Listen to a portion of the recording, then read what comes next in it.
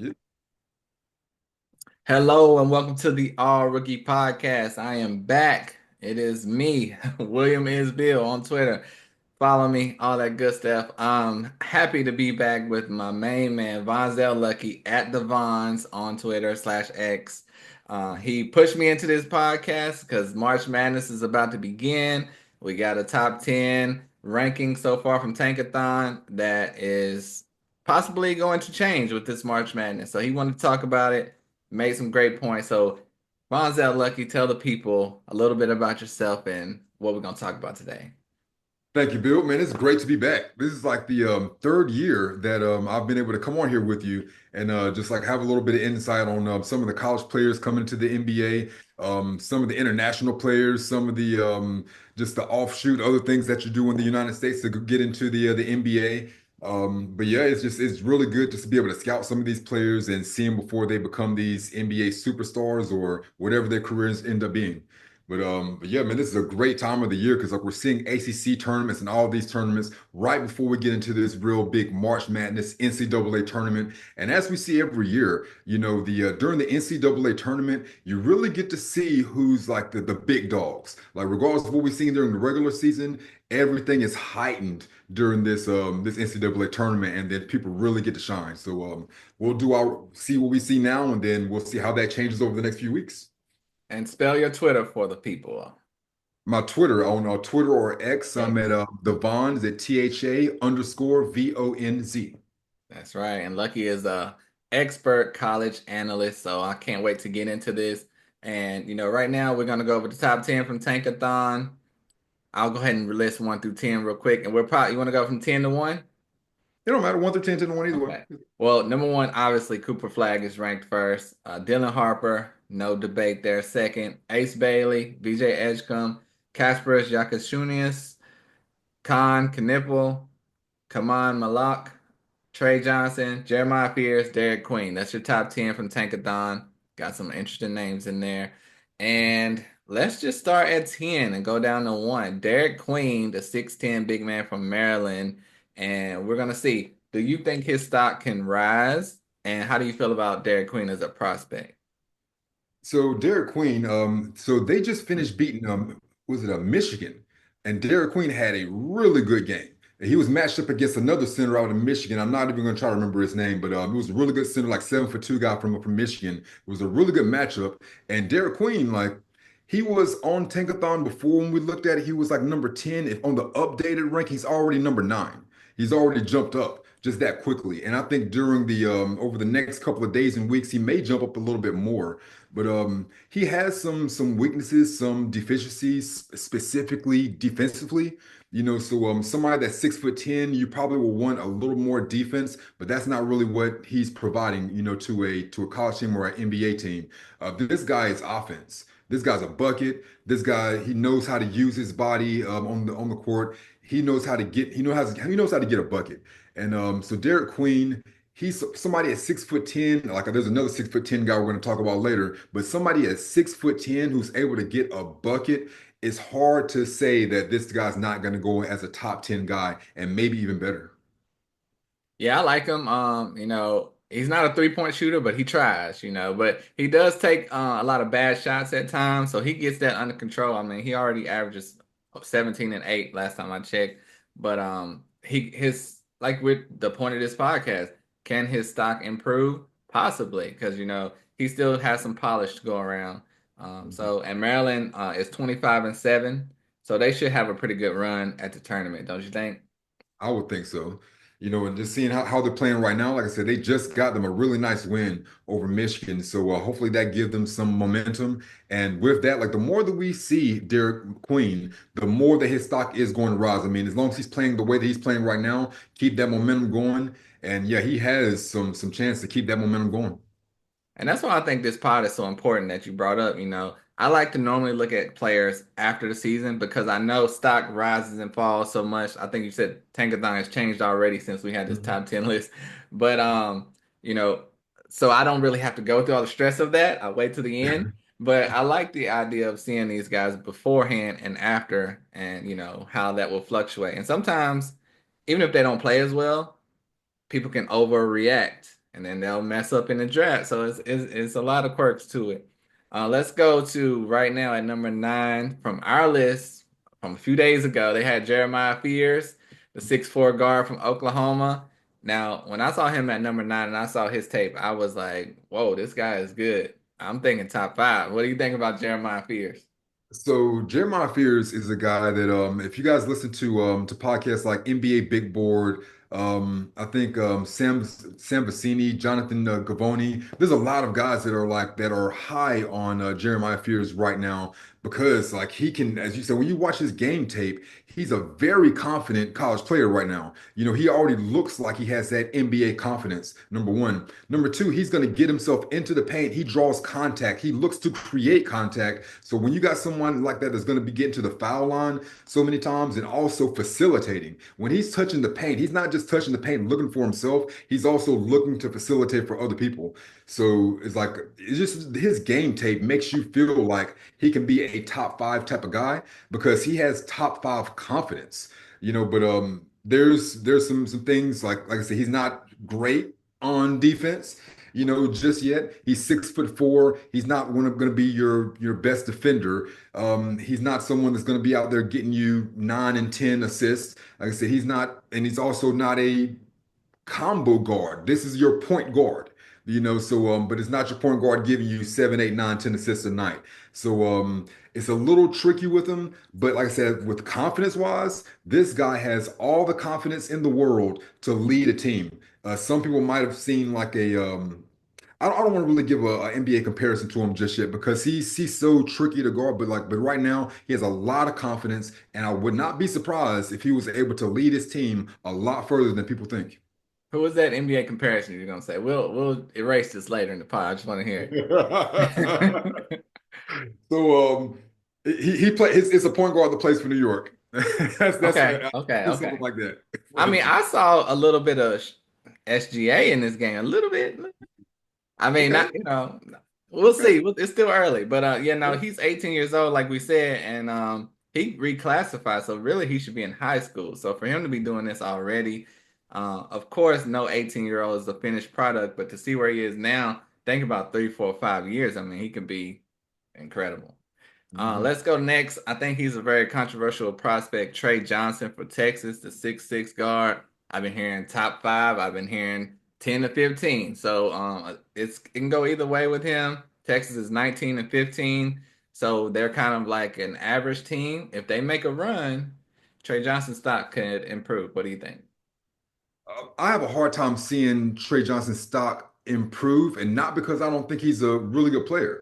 I think he's probably the first or second best like bucket getter out of this draft. Like Trey Johnson is gonna he can shoot, he can get to the well, he's not getting to the free throw line. He'll hit his free throw shots, but he's not getting to the free throw line. But he is a bucket. He's similar to another guy we're going to be talking about, to where if you give him the ball, one or two dribbles, he can get some quick penetration, pull up shots, 3 point shots. This guy is a bucket getter. But the reason why I don't really see his stock rising all that much is like I said, at 6'6", he's not that much of a facilitator, you know. So he has gravity, you know, to where if he was to drive a little bit more, then he would be able to, you know, to dish that out. But he's not really doing that. What is he averaging assists? Like 2.9, about 3 assists per game, you know. So it's like he'll pass the ball, but he's not like someone that's going to give you those 4 and 5 assists per night. And on top of that, the reason why I'm saying I don't know if he's gonna rise that much. I watched a game of theirs recently, and I'm like, the team chemistry for Texas just seemed all out of whack. I'm like, do these guys like playing with each other? Do they? It was very, very odd. Just like it was a close game at some point. They're not running plays for Trey Johnson. The guys, it's like, as soon as Trey passes the ball, they're not passing the ball back. But that may be a part of, you've played on teams where if someone's a ball hog, after they pass the ball, you don't want to give them the ball back. Yeah. You know, so the I don't know what's going on with that team chemistry over there, but as far as Trey Johnson as a prospect and how he is as a player, this guy is a bucket. Yeah, they say with Texas, some experts say he has to do all the scoring. I'm sure, of course, his teammates don't feel that way because no matter what team I'm on, I want the ball too. But Yeah. he's 18 years old as well, really good 3-point shooter. But yeah, I mean, from watching his film, I could see. I bet you asked him who's his favorite player, he'd say Kobe Bryant. He's got a lot of Kobe moves in his game. We'll see how that translates. He kind of reminds me of Terrence Shannon from last year's draft, and I really Okay. liked his game. He's in Minnesota now, but it just depends on the minutes he'll get in the NBA. You said you don't think his stock will rise that much. He's eighth on Tankathon. Do you think he'll stay around that range or? I think he will stay around that range because of some of the guys that we're going to be talking about soon. I don't know. I don't know how much attention. Well, I don't know. A 7, 8. I can't see him getting to the top five. Okay, okay. That's important right there. Okay. Next we have Kaman Malak, the big man from Duke, 7'2", huge presence, 18 years old, averaged 8 points, 5 boards, 1 block. A couple months ago he averaged that. What do you think about the big man from Duke? Colin Malawak, this dude can be a defensive, like lockdown presence for your team for a decade. I mean, 7'2", good wingspan. Like he's a defensive anchor. He's a guy that's going to be able to give you 10 points, 10 rebounds, and a couple of blocks for like a decade. It's never going to be someone that's giving you 20 points a night, 25 points a night. Like that's not his skill set, but he is going to be able to be a lockdown defender for your lock down your paint for you, anchor your defense. I mean, so this is someone that could potentially get into the top five, just depending upon what a team needs. But at 7'2", we're going to see him, and especially because he's on Duke, we're going to see Duke playing a lot more over the next, 2 and 3 weeks. And with that, and specifically because of Cooper Flag, I don't know if everyone's seen yet that he has had an injury, and we got to see some more of his teammates play, because of that injury. And if Duke decides to kind of slow roll that and just let him get all of his health and get that injury back together right before NCAA tournament, and then let his teammates carry a little more, we're going to see Kamamalawa ball out. So I believe his stock could rise. He could get into that top five with much more TV exposure and just play time and usage rate. Okay, I hear what you're saying. And I want to tell y'all, Lucky is a professional because this is a Duke player and we are not Duke people over here. No, But he was high praise for the big man. Now for yeah. me, I don't know if my Carolina bias is coming in or not, but I see the defense. Mhm. It He's 7'2", 250. He's a pick and roll lob threat. Always Mhm. in the right spot. But do you Yeah. see him as a starter in the NBA? And like what type of player in the NBA now do you see that he can kind of be like? And that might help me see his future a little better. I'm a starter in the NBA. So yeah, by season two, maybe by the end of season one, just depending on the team that drafts him and how they're going to be using him. So a team like if someone that like a Trey Young that's going to be using him as a lob threat, or Luka Doncic using him as a lob threat, like players that are the point guards that are specifically looking to use him as a lob threat, because he's already going to do all of the defensive things. He can't create his own shot on offense. He's not going to be able to do any of that. But if you give him someone that's going to be able to use him as a lob threat, there goes your 10 to 15 points right there, just and free throws. So just it just depends on what team that is, really. True, yeah, the Lakers can really use that defense and lob threat. So okay, you just got to find the right team. Yeah. Next, his teammate Con Knipple, 6'7" from Duke. Solid small forward. Typical Duke player, runs the plays effectively. Smart player. I don't know if he's top 10. What do you think about Con Knipple, and could he move up if you don't agree? Con Knipple, I have him and like I've been looking at this guy all year because Cooper Flag. Spoiler alert, I'm a Charlotte Hornets fan. Charlotte Hornets up. Haven't been good for quite a while. So I've been looking at, yeah. We both got it on. Yeah. So I've been following Cooper Flag all year, but been watching Cooper Flag. I've been seeing a lot of Con Knipple and Malawak. So Con Knipple, I have him actually in my top five. I have him number four Oh, on my board. I'm like that's how much I believe in this guy. Like when I okay. when I watch him, I'm seeing a Manu Ginobili. If that's too much of a throwback reference for our viewers or listeners, a Manu Ginobili or a I guess people will remember JJ Redick, but I'm talking about more of a ball handler. This is someone that can go out there and give you threes, can handle the ball a good amount, and is a facilitator as well. Like Con Knipple at 6'6", 6'7", he is a bucket. You want to catch and shoot? Great. You want him as your two guard that can also be a facilitator, a combo type guard that's going to, how many assists is this guy averaging? 3.2. As soon as Cooper Flag went out, and then he was acting as like his usage rate went up, and he was acting as the on court point guard more than Proctor. You know what I'm saying? Like I think anybody on that team would say that the number one facilitator, even more than Proctor, will be Con Nipple. Like put Nipple as your two guard on almost any team in the NBA. He's a high IQ guy that knows where to be, knows who to like.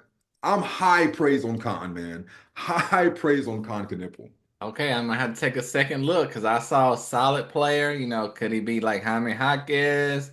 Dalton Connect? What? You see better than that? So imagine Dalton Connect Dalton Connect can put the ball on the floor, but he's not really looking to facilitate really like that. He's looking for his own shot when he puts the ball on the floor. And if he does facilitate, it's because you cut him off. So he's not really creating or playmaking in that type of way. Con Knipple, he's if you number one, he's gonna look for a shot. But when he does drive, he's keeping his head up and looking to create. So there's a difference between someone that's driving to create and someone that's using it as a bailout. So you can get someone like Luca, he uses it as a bailout better than anyone in the history of the NBA. You know what I'm saying? But the majority of the time, that's not a playmaking type thing. It's just a bailout. Con Knipple is a playmaker, and the more usage that he gets, the more that it highlights that. So, like I said, on top of being able to shoot the ball, his three pointer is projected to be with like 38%, 36%. And when it's get to the NBA, he's already 40 something percent right now in college. So obviously that's going to go down some, but the fact that you're shooting well above 35% projected for the NBA, you can put the ball on the floor, you're smart with the ball, you don't turn the ball over that much, and you're averaging a good amount of assists. Sign me up for Con Nipple right now. Okay, you heard it here first. Okay. But no, I think that is also very important why the school you choose is very important.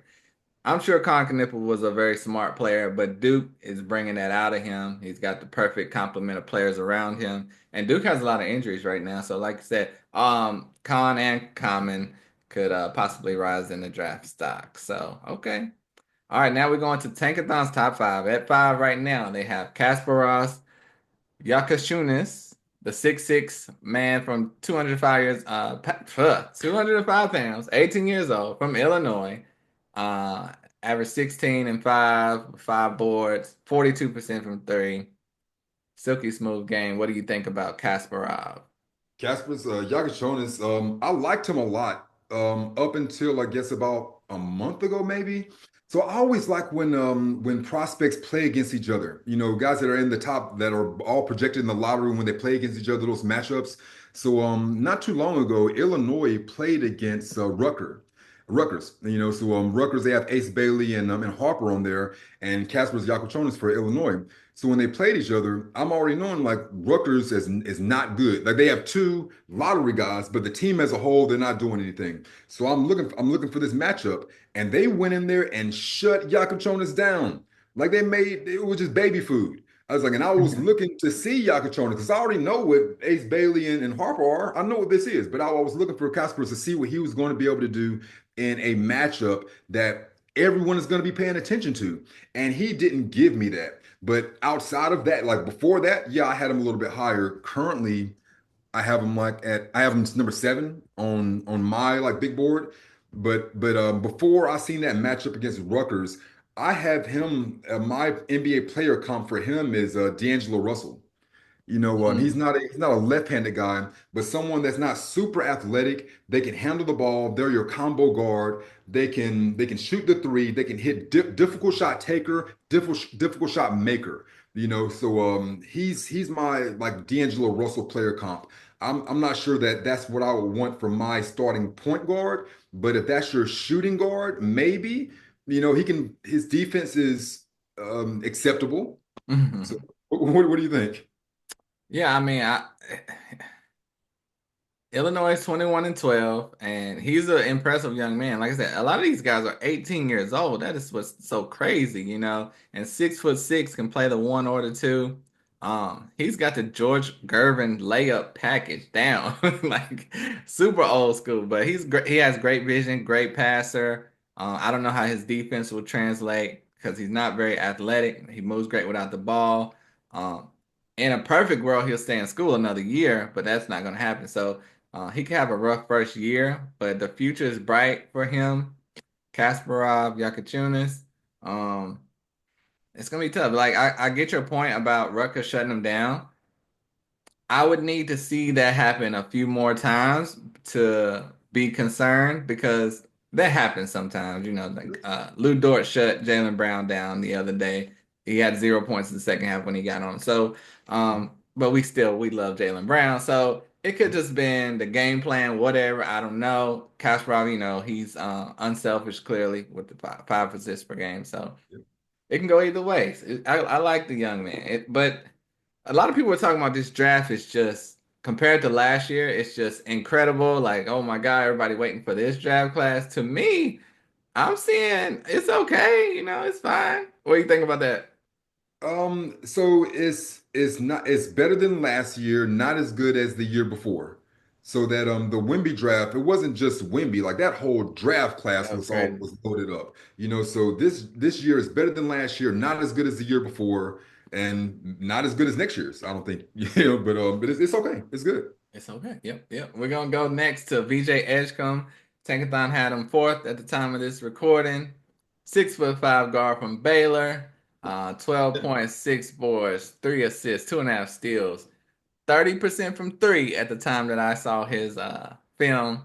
That's everyone wants that to go up. Mhm. But super athletic young man. What do you think about VJ Edgecombe from Baylor? Baylor is 18 and 14. He has a chance to raise that stock. I'm not sure how VJ Edgecombe, I'm not sure how his stock could rise. It's because he is what you see. Like if you see him playing right now, you look at his stats and you watch him play, either you like that or you don't, you know. Yes, And yes. for me, VJ Edgecombe, I'm very high on him. He reminds me of I can't remember. Maybe I think he went to Indiana. Victor Oladipo when he was in Indiana, like a guard like that, 6'5" or so, that's going to be playing both sides of the basketball at an equal rate, to where it's like we're not going to be like the NBA lockdown defender. You're not going to be the superstar on offense, but on both sides of the ball, your floor is so high that it's hard for me to overlook a player like VJ Edgecombe. So I actually have him number three on my big board of the Whoa. third best player in the Whoa. entire draft of VJ Edgecombe because of what he provides. Is like he's going to be a dog on your team. Similar in a way to where Cooper Flag, when you get him on your team, he's someone that's automatically going to be like, we have to play a certain way. I'm not going to be accepting any type of like BS on defense or offense or whatever practice, playing a certain type of way. VJ Edgecombe is that type of personality that once you get him into your locker room, into your organization, that's the kind of guy that you want on your team. Like not only just as a player, but as a human. Like going to like watch some of his YouTube stuff and like watching him talk outside of basketball is just VJ Edgecombe. That's a guy that I would sign up for 10 days out of 10. He can do anything on the court, but like he's a jack of all trades, master of none. His floor is super high, his ceiling is limited, but because of that, and that's just the type of player I'm like someone that would rather have if you're saying that the volatility can be at lowest, they can be a seven, at highest, they can be a 8.5 or nine, versus someone at lowest can be a 4 or 5, or highest can be a 10. I like that safe area of someone like a VJ Edgecombe. I know at worst what he is, and at best, he's the number three pick for me. I'm surprised. Number three. Okay, I thought the top three were pretty secure there. All right. Mhm. But yeah, watching VJ, I mean, his athleticism popped. He clearly needs to be in a dunk contest day one when he steps onto the court. Great runner, great leaper. His game didn't impress me too much because he needs to improve on that percentages. He can shoot it, but not great. And it's funny that you said he's a safe player. In my opinion, I saw him with a high bust potential. Like yes, the ceiling, if it works out, it could be great, but I think it also could bust pretty easily because you got to be able to shoot, or they just won't play you unless you have some other type of tremendous asset, and he gets 2.5 steals. That's great. Good rebounder. But to me, I don't know if you remember a guy a few years ago, Keon Johnson. He's with the Nets now. But he bounced that was like 3 years ago. But he bounced around. He was like the 20th pick. Everyone thought he would be like 14th pick. He bounced around, was in the G League a lot. He finally getting the opportunity with the Nets, and now he's showing something. Mhm. So BJ Eshkam kind of reminds me of him a little bit. He can shoot better than Keon Johnson, so that's a good thing for him. And Keon Johnson is balling now, so I can see it, but I'm not sure, you It's know. not like 34% ain't bad. That's not a bad three-point shooter. I mean, it's okay. Okay, when I scouted him, it was at 30%, so he has raised that a little bit. Oh yeah, he's at 30. He's at 34% right now. Yeah, 34. 34 is that's you want to be around that level. So that's good. So Yeah. another thing I have to say, VJ Edgecombe, Trey Johnson. Why is he so much better than Trey Johnson in your opinion? Trey Cause Johnson is somewhat of a offensive black hole. Like what I was saying, like not in a negative way. I don't want to put that negativity on him. right, It's just when I just watched them play with Texas, and I was like, why is his teammates icing him out this right, way? right, right, right. You know, and that's it's like when I'm looking at players, it's like not just on the court. Are players going to want to be around you off the court? And it's just something just not right, with how they were playing. And with VJ Edgecombe, he seems like a player that all of his teammates liked when I'm watching them play on the court and the stuff off the court. He's a person that your locker room will very much is they're just almost polar Okay, opposites okay, okay. as Let far me as what say they're this. bringing. If they were swapping roles on the teams, if Trey was on Baylor, VJ was on Texas, don't change your opinion because I'm saying this. Do you think there would be a difference? Or do In you think it wins, would be the same type of situation where Trey is still like a black hole there? Or do you think it's the team he's on? Like, can he change in the NBA or is he going to be that one-on-one guy? uh, That's a complex question, but that's the stuff GMs are going to have to think about.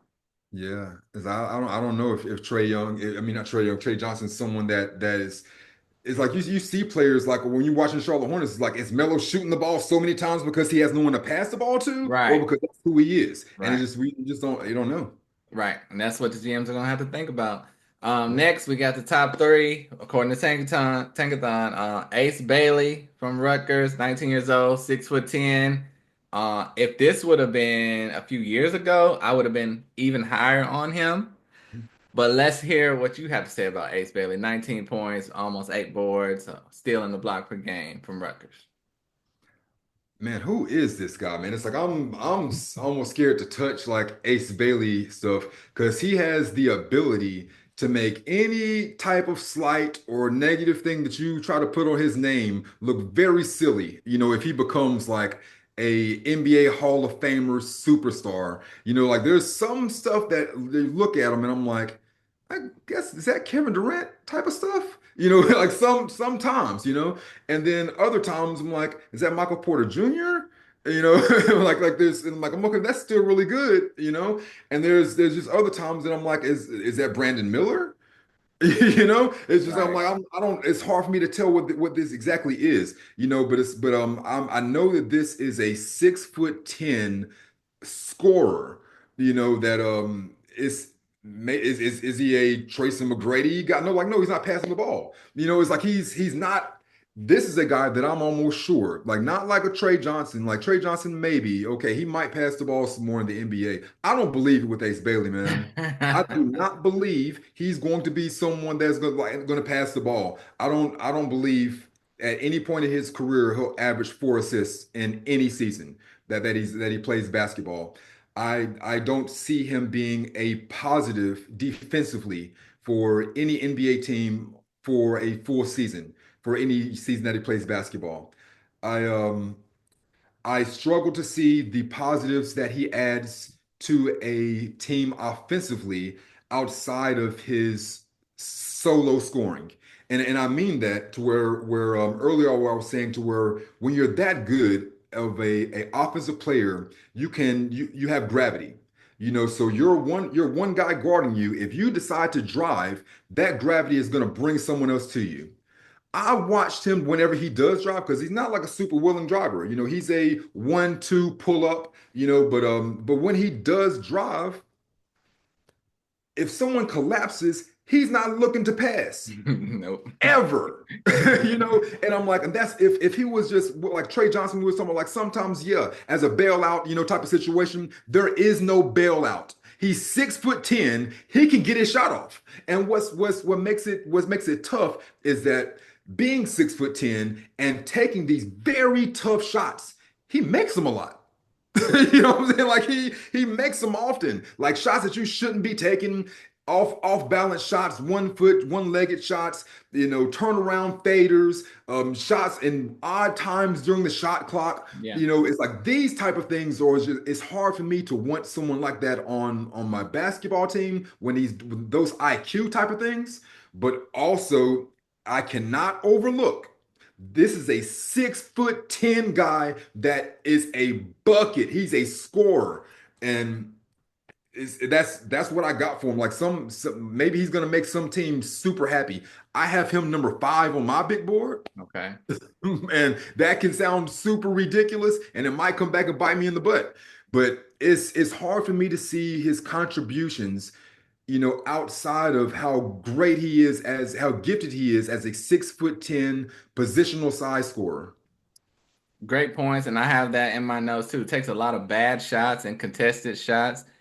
And it does go in probably too many times and that's why he keeps doing it. Mhm. But he reminded me when I first saw the film, I didn't see his height or stats or anything. I just wanted to look at the film. And I was like, it looks like DeMar DeRozan. And DeRozan is a guy that doesn't get a lot of assists. So it depends on the role they want him in. And then I saw he was 6'10". I said, okay, that's even better. But then I started watching more tape. I was like, he kind of reminds me of Jabari Smith.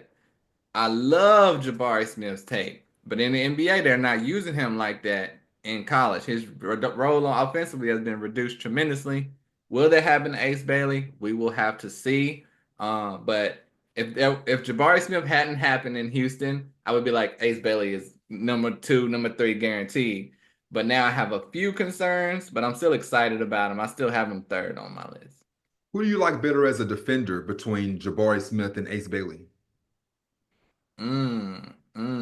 That's Because that's the only reason Jabari Smith still gets, like, you can give him some playing time when his yeah, shot's not falling in the NBA. And yeah. Ace Bailey, like I said, as a defender, he averages what, like a block or two, like almost a Steal block and and a half block. a game. Yeah. And when I watch him play, it's because he has a very good wingspan, and he'll leave his man and just be floating off in the island a lot of time, and he can close out and get a little tip. So it's like those blocks are kind of misleading, but it's Right. just defensively in the NBA, I'm just wondering what he's offering.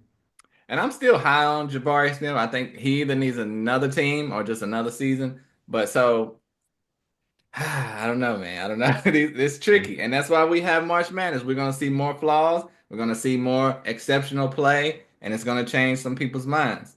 The next 2 guys, we don't have much time left, but we can skim over these 2 guys. These 2 guys are locks. They better be lucky. Dylan Harper, number 2 from Rutgers. I mean, wow. That's all I can say. Go ahead, Dylan Harper from Rutgers. Yeah, Dylan Harper's on my number. He's my number 2. Yes. Clear number 2.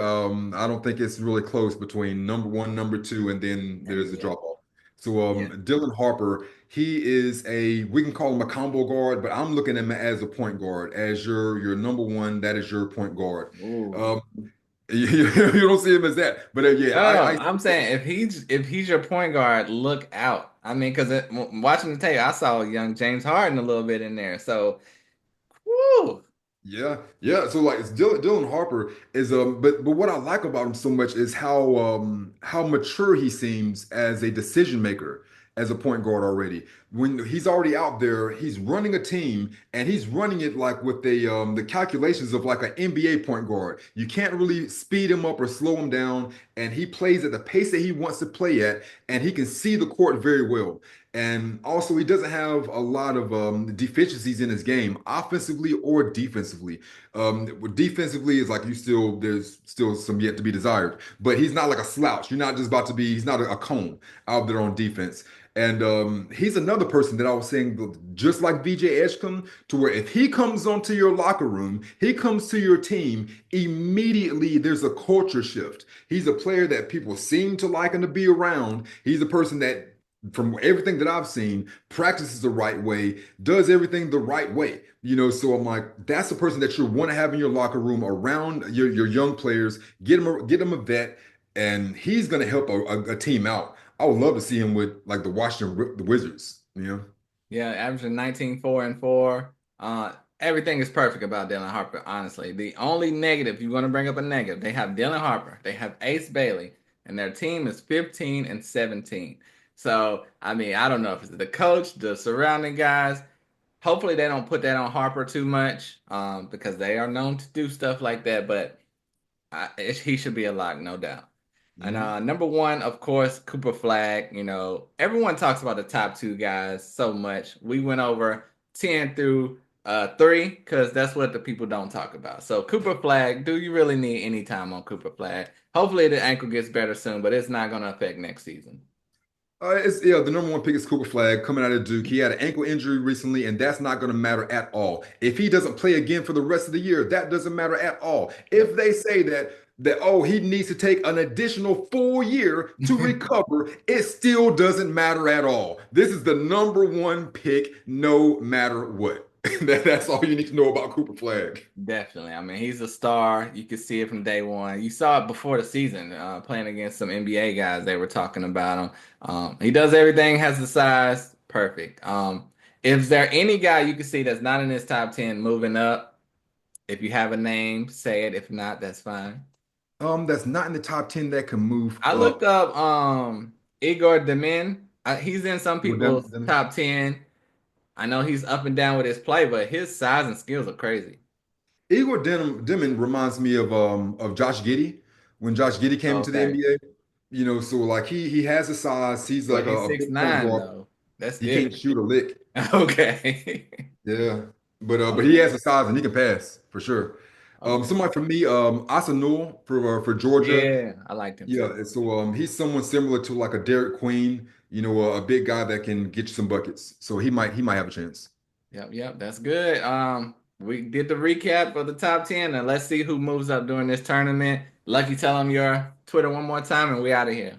Twitter at THA_VONZ, the Vons. Thank you so much again for joining me. Always fun, Lucky. Till next time. Later. Peace. Hey.